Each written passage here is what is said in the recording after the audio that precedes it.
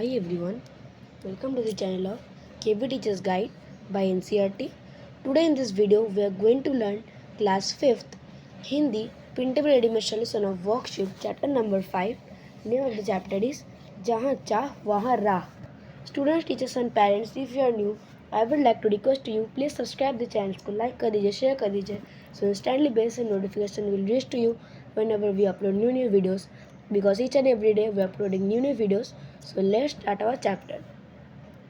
Alright, जहाँ चाह वहाँ राह. अध्याय 5. जहाँ चाह वहाँ राह. वस्तुनिष्ठ प्रश्न. प्रश्नों के सही विकल्प पर सही का निशान लगाइए. इला की हिम्मत की अनूठी मिसाल क्या है? तो इला की हिम्मत की जो अनूठी मिसाल है वो चीज़ क्या है? कढ़ाई के नमूने. ठीक है. बचपन में इला किस काम में बच्चों का साथ देती थी? तो बचपन में इला गाना गाने में बच्चों का साथ देती थी. इला ने कौन सी कक्षा तक पढ़ाई की है? इला ने 10वीं तक पढ़ाई की है. इला ने कसीदाकारी किनसे सीखी? तो इला ने कसीदाकारी दादी और माँ से सीखी. मलमली धोती का रंग कैसा था? बादामी. इला गुजरात के किस जगह जिले में रहती थी? सूरत जिले में रहती. सूरत.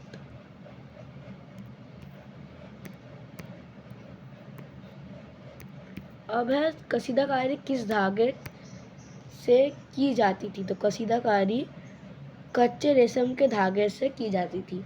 चिकनकारी क्या है? कढ़ाई का एक प्रकार है. सही कथन पर सही का निशान लगाइए और गलत कथन पर गलत. तो आ गया हम लोग का बच्चों सबसे इजी पार्ट में से एक पार्ट, ट्रू फॉल्स. आपको तो बहुत अच्छे से याद होगा, ट्रू फॉल्स काफ़ी इजी होता है. इला का बचपन राजकोट में बीता था. सही है. इला पेंगे लेने में बच्चों के साथ नहीं दे पाती थी. ये भी सही है. बच्चे इला के साथ खेलना नहीं चाहते थे. गलत. 10वीं की परीक्षा इला के स्थान पर कोई और लिख सकता था. सही. इला अपने पैरों से सारा काम करना सीख गई. सही. हाँ, तो यहाँ पर बताया गया है कि काठियावाड़ के साथ साथ लखनऊ और बंगाल की भी झलक वहाँ पर झलक रही थी. इला के काठियावाड़ी टाकों के साथ साथ कई टाके भी इस्तेमाल किया था, जैसे कि पत्तियों को चिकनकारी से सजा दिया था, डंडियों का इस्तेमाल किया था कांता से, पक्षियों की ज्यामितीय आकृति जंजीर से उठा रखा था. तो बच्चों इस तरीके से उन्होंने बनाना स्टार्ट किया. इला के परिधानों में काठियावाड़ के साथ साथ किस जगह की झलक थी? तो इला के परिधानों में काठियावाड़ के साथ साथ बंगाल और लखनऊ की झलक थी. तो हाँ बच्चों, अब मैं आपको ना इनका जो यहाँ पर जो बताया गया, जैसे कि भड़वा टाका हो गया, फिर कांथा, फिर जंजीर, ऐसे काफ़ी सारे टाँके हैं. वो उनका जो फोटो है बुक का वो आपको मैं लास्ट में दिखाऊंगा, तो आपको अच्छे से पता चलने वाला है. ठीक है, तो लास्ट में इसका फ़ोटो मैं आपको दिखा दूंगा. ओके. अभी यार इला ने पत्तियों को कैसे सजाया था? तो इला ने पत्तियों को चिकनकारी से सजा रखा था. इला के परिधानों में डांडियों के किस चीज़ से उभारा था? तो इला ने परिधानों में डांडियों को कांथा से उभारा था. ठीक है. इला ने कसूती और जंजीर से क्या आकृतियाँ बनाई? तो इला ने कसूती और जंजीर से पशु पक्षियों की ज्यामितीय आकृतियाँ बनाई. अब अति लघु उत्तरीय प्रश्न, यानी कि very short answer type question. बच्चों के साथ साथ कभी कभार इला भी किस खेल में शामिल हो जाती थी? तो बच्चों के साथ साथ कभी कभार विश्व अमृत के खेल में इला शामिल हो जाती थी. 15-16 वर्ष की आयु में इला किसमें दक्ष हो गई? 15-16 वर्ष की आयु में इला कसीदाकारी में दक्ष हो गई. इस लेख किसके बारे में? तो ये लेख इला सचानी के बारे में है. इला का बचपन कहाँ बीता था? तो इला का बचपन आपने पढ़ा था बच्चों, कहाँ बीता था? अमरेली जिले के राजकोट गांव में अपने नाना के यहाँ बीता था. इला रस्सी क्यों नहीं पकड़ पाती थी? तो इला रस्सी इसलिए नहीं पकड़ पाती थी क्योंकि उसके हाथ उठते नहीं थे. ठीक है. अब है लघु उत्तरीय प्रश्न, यानी कि शॉर्ट आंसर टाइप क्वेश्चन.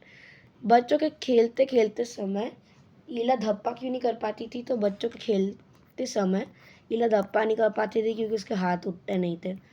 ईला को किस बात का दुख था? ईला को इस बात का दुख था कि वो बच्चों के साथ खेल नहीं पा रही थी। बच्चे भी चाहते थे कि ईला उनके साथ खेले, क्योंकि उसके हाथ उठ नहीं रहे थे तो वो अच्छे से खेल नहीं पा रही थी। उसका मन था बहुत ही खेल सके, और उसके दोस्त भी बहुत सारा खेलने के लिए उन्हें उससे मना रहे थे। ईला के पाँव अब थकते नहीं थे। पंक्ति का आशय स्पष्ट करो। तो ईला के पाँव थकते नहीं थे, इसका मतलब ईला के पाँव अब थकते नहीं थे क्योंकि वो कसीदाकारी, फर्श बुहारना, दूसरे के बाल बनाना, हर चीज़ अपने पाँव से कर पाती थी। अब अपने हाथों से जो लोग सब कर सकते थे, वो सब चीज़ें अपने पैर से कर सकती थी वो। खेल से मन भर जाने पर बच्चे क्या करते थे? तो खेल से मन भर जाने पर बच्चे नीम के पेड़ की डाली पर झूला डालकर ऊंची ऊंची पेंगे लेते थे। ठीक है। अब है ईला की कसीदाकारी में क्या खास बात थी? तो ईला की कसीदाकारी में काठियावाड़ के अलावा बंगाल की लखनऊ की झलक थी। ठीक है। दीर्घ उत्तरीय प्रश्न दिया अभी, यानी कि लॉन्ग आंसर टाइप क्वेश्चन। ये थोड़ा बड़ा बड़ा क्वेश्चन होने वाला है, तो ध्यान से पढ़िए बच्चों।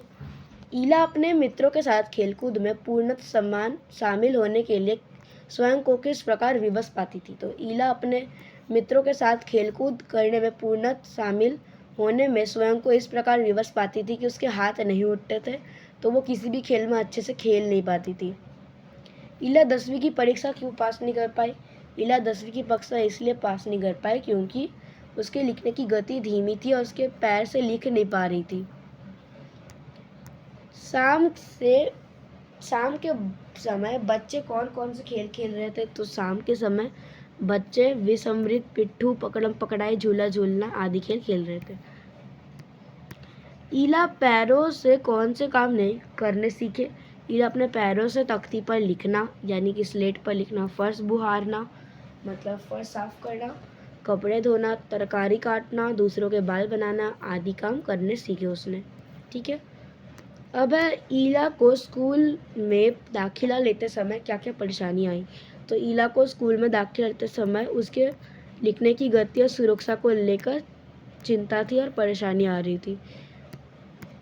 ईला ने जहाँ चाह वहाँ रहा कहावत को कैसे सच करके दिखाई? तो ईला ने हिम्मत और खुद पर विश्वास रखा और पैर से वो सब काम करना सीखा जो कोई हाथ से नहीं कर पाते थे। इस तरह उसने जहाँ चाह वहाँ रहा कहावत को सच करके दिखाया। अब ईला को लेकर स्कूल वाले चिंतित क्यों थे? उनका चिंता करना सही था या नहीं? अपने उत्तर का कारण भी बताइए। तो ईला को लेकर स्कूल वाले को चिंता करना सुरक्षा और लेखन गति से चिंतित थे। उनका चिंता करना सही था, लेकिन लेखन की गति को लेकर चिंता करना सही नहीं था, क्योंकि वो कुछ काम इतने फुर्ती से कर देती थी कि देखने वाले भी दंग रह जाते। अब निम्नलिखित वाक्यों को क्रम अनुसार लगाओ। तो पहले होगा उसका बचपन नाना के यहाँ बीता, वो गाना गाने में बच्चों का साथ देती थी, उसने पैरों से सब काम करने सीखे, वो 10वीं की परीक्षा पार नहीं कर पाई, ईला के द्वारा काटे गए परिधानों की प्रदर्शनियां होने लगी। ठीक है। अब है भाषा आधारित प्रश्न, यानी कि अपना लैंग्वेज बेस्ड क्वेश्चन। नीचे दिए गए शब्दों में रे और पदेन का प्रयोग नहीं है, उनका प्रयोग करके शब्दों को शुद्ध करके पुनः लिखिए। फूती, फूर्ती, 15, 15, 15, धैर्य, धैर्य, ट्रेन, प्रदर्शनी, प्रदर्शनी, प्रदर्शनी, टंक, ट्रंक, फर्श, ड्राइवर। ठीक है बच्चों। अब निम्नलिखित वाक्यों में से इधर उधर रखे गए जाने वाले कारण अशुद्ध किए गए, उन्हें शुद्ध करके लिखो। यह बात दुख का उसे इस बात का दुख है। चिकनकारी को पत्तियों से सजाया था, पत्तियों को चिकनकारी से सजाया था। एक स्कूल ले लिया दाखिला में उसने एक स्कूल में दाखिला ले लिया। जिन शब्दों के काम करना होने का बोध उन्हें क्रिया कहते हैं। क्रिया मतलब वर्ब, यानी कि काम वाले शब्द।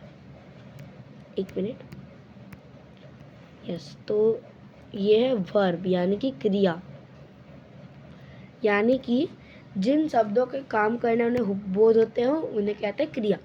जैसे कि चलना, सोना, बोलना, पढ़ना आदि। तो नीचे दिए गए समूह में संज्ञा और क्रिया का शब्द छांटकर लिखो। जैसे कि बुनाई, काटना, खेल, झूलना, टाँका बुहारना, उकेरना, कढ़ाई, सिलाई, पैरों, इला, बजाते, पिरोना, नमूने, प्रदर्शनी, देगी, दौड़ती, खींचते, अमृत। यहाँ पर होगा क्रिया शब्द दौड़ती, खींचते, उकेरना, बजाते, झूलना। संज्ञा शब्द टाँका, खेल, अमृत, पैरों। अब है निम्नलिखित वाक्यों में से सर्वनाम शब्द छांटकर लिखो। जैसे कि मैंने गाने में रुचि नहीं दिखाई, तो ये होगा मैंने। वो परेशानियों के आगे घुटने टेकने वाली नहीं थी, तो ये वाला होगा वो। उसने पैरों के काम करना सीखा, उसने।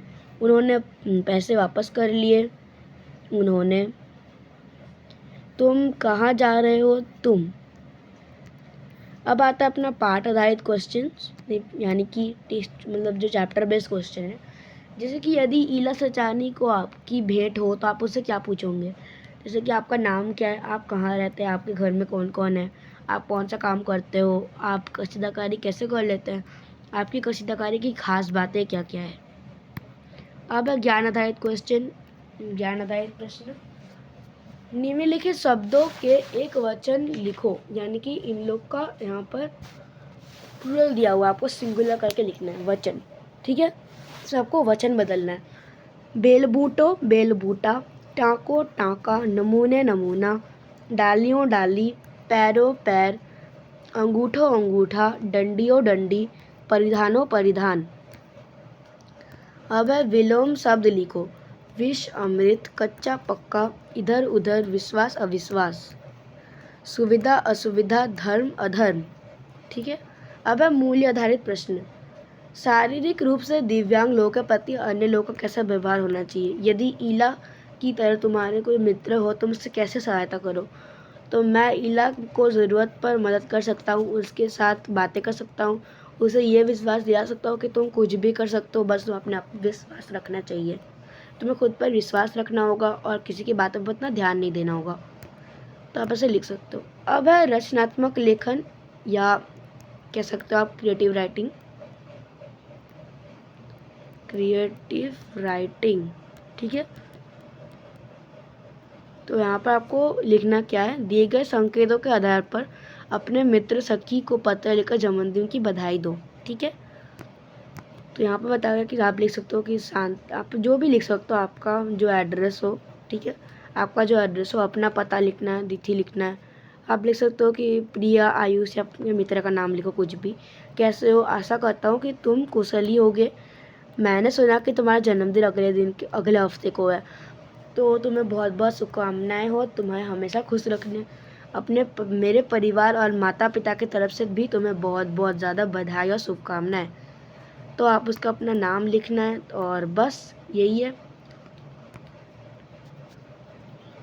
तो ये था हम लोग का यहाँ पर वर्कशीट। और जैसे कि आपको मैंने बताया था कि मैं आपको जो कसीदाकारी और जो बाकी का सब है, आपको उसको मैं वीडियो दिखाऊंगा, मतलब पिक्चर दिखाने वाला हूँ। तो जो टाँका जो था उधर का, जो सिलाई के जो टाँके होता है, आपको मैं पिक्चर दिखाने वाला था। तो अभी आपको बताता हूँ मैं क्या क्या होता है। ओके बच्चों, तो ये रहा वो जो हम लोग का टाँका है उनका। तो आपको यहाँ पर बताया गया था जंजीर के बारे में। तो ये है जंजीर टाँका। तो वैसे जंजीर जैसे होता है ना, ऐसे करके चेन टाइप का, तो वैसा ही है ये वाला टाँका, ऐसे चेन जैसा। ये है आपका मछली टाँका, दिखने में एकदम मछली जैसा है, इसे कहते हैं मछली टाँका। ये है आपका भरवा टाँका, ठीक है, जिससे पत्तों को सजा सा चिकनकारी। और ये है भरवा टाँका। अब है उल्टी बखिया, यानी कि उल्टे तरफ से ऐसे जाकर टाँका बनाना, उल्टे तरफ से, तो ये उल्टी बखिया। और एक है खुला हुआ जंजीर टाँका, ठीक है। तो ऐसे जंजीर टाँका क्या होता है, ऐसे करके, ठीक है। तो और ये खुला हुआ जंजीर टाँका कैसा होगा, फिर ऐसे खुला हुआ है, बंद नहीं है, ठीक है। तो ये है इन टाँकाओं का नाम, जंजीर टाँका, मछली टाँका, भरवा टाँका, उल्टी बखिया और खुला हुआ जंजीर टाँका। सो ये था हम लोग का चैप्टर और वर्कशीट अगर आपको पसंद आया तो लाइक कर दीजिए, शेयर कर दीजिए, सब्सक्राइब कर दीजिए मत भूलना। तो आज के लिए इतना ही, मिलता है नेक्स्ट वीडियो में, तब तक के लिए good bye. Thank you for watching.